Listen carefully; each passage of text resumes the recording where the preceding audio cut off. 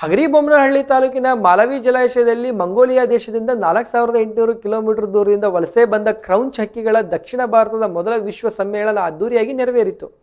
ಈ ಅಪರೂಪದ ವಿದ್ಯಮಾನವು ಪ್ರಕೃತಿಯ ವಿಸ್ಮಯವನ್ನು ಅನಾವರಣಗೊಳಿಸಿದ್ದು, ಜೀವ ವೈವಿಧ್ಯಮಯ ಮಹತ್ವವನ್ನು ಸಾರಿತು. ಮಾನವ ನಿರ್ಮಿತ ಗಡಿಗಳನ್ನು ಮೀರಿ ಪ್ರಾಣಿ ಪಕ್ಷಿ ಸಂಕುಲದ ಅಸ್ತಿತ್ವ ಸಾರುವಲ್ಲಿ ಮಾಲವಿ ಜಲಾಶಯವು ಮಹತ್ವದ ಪಾತ್ರ ವಹಿಸಿದೆ. ಕ್ರೌಂಚ್ ಹಕ್ಕಿಗಳ ಕಲರವವು ಇಲ್ಲಿನ ಪರಿಸರಕ್ಕೆ ಹೊಸ ಮೆರುಗು ನೀಡಿದೆ.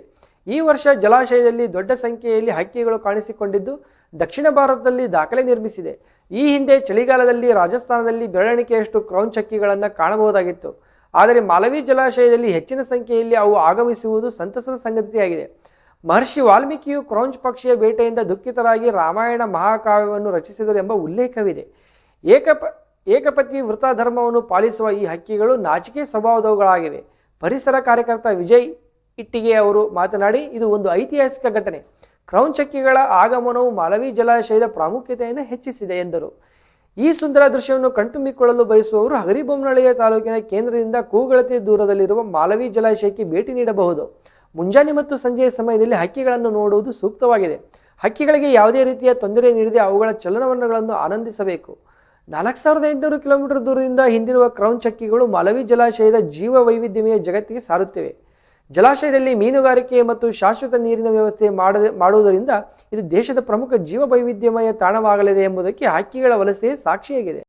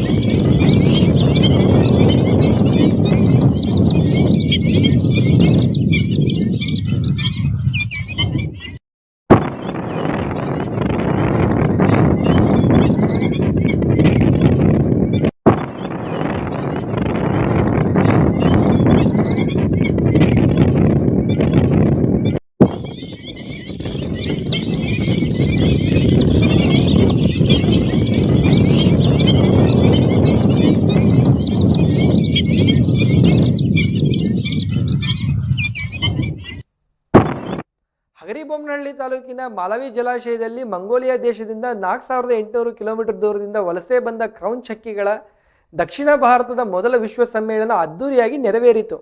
ಈ ಅಪರೂಪದ ವಿದ್ಯಮಾನವು ಪ್ರಕೃತಿಯ ವಿಸ್ಮಯವನ್ನು ಅನಾವರಣಗೊಳಿಸಿದ್ದು, ಜೀವ ವೈವಿಧ್ಯತೆಯ ಮಹತ್ವವನ್ನು ಸಾರಿತು. ಮಾನವ ನಿರ್ಮಿತ ಗಡಿಗಳನ್ನು ಮೀರಿ ಪ್ರಾಣಿ ಪಕ್ಷಿ ಸಂಕುಲದ ಅಸ್ತಿತ್ವ ಸಾರುವಲ್ಲಿ ಮಾಲವಿ ಜಲಾಶಯವು ಮಹತ್ವದ ಪಾತ್ರ ವಹಿಸಿದೆ. ಕ್ರೌಂಚ್ ಹಕ್ಕಿಗಳ ಕಲರವವು ಇಲ್ಲಿನ ಪರಿಸರಕ್ಕೆ ಹೊಸ ಮೆರುಗು ನೀಡಿದೆ. ಈ ವರ್ಷ ಜಲಾಶಯದಲ್ಲಿ ದೊಡ್ಡ ಸಂಖ್ಯೆಯಲ್ಲಿ ಹಕ್ಕಿಗಳು ಕಾಣಿಸಿಕೊಂಡಿದ್ದು, ದಕ್ಷಿಣ ಭಾರತದಲ್ಲಿ ದಾಖಲೆ ನಿರ್ಮಿಸಿದೆ.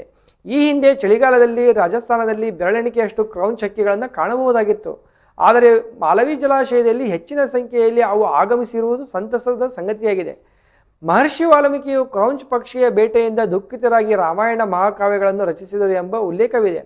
ಏಕಪತಿವೃತ ಧರ್ಮವನ್ನು ಪಾಲಿಸುವ ಈ ಹಕ್ಕಿಗಳು ನಾಚಿಕೆ ಸ್ವಭಾವವುಳ್ಳದ್ದಾಗಿವೆ.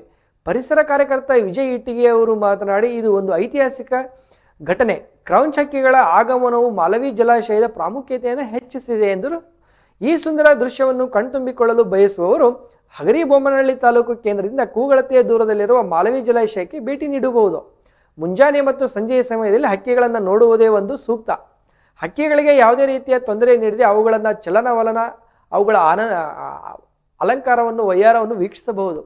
4800 ಕಿಲೋಮೀಟರ್ ದೂರದಿಂದ ಬಂದಿರುವ ಕ್ರೌಂಚ್ ಹಕ್ಕಿಗಳು ಮಾಲವಿ ಜಲಾಶಯದ ಜೀವ ವೈವಿಧ್ಯತೆಯನ್ನು ಜಗತ್ತಿಗೆ ಸಾರುತ್ತಿವೆ. ಜಲಾಶಯದಲ್ಲಿ ಮೀನುಗಾರಿಕೆ ಮತ್ತು ಶಾಶ್ವತ ನೀರಿನ ವ್ಯವಸ್ಥೆ ಮಾಡುವುದರಿಂದ ಇದು ದೇಶದ ಪ್ರಮುಖ ಜೀವ ವೈವಿಧ್ಯ ತಾಣವಾಗಲಿದೆ ಎಂಬುದು ಇದಕ್ಕೆ ಸಾಕ್ಷಿ.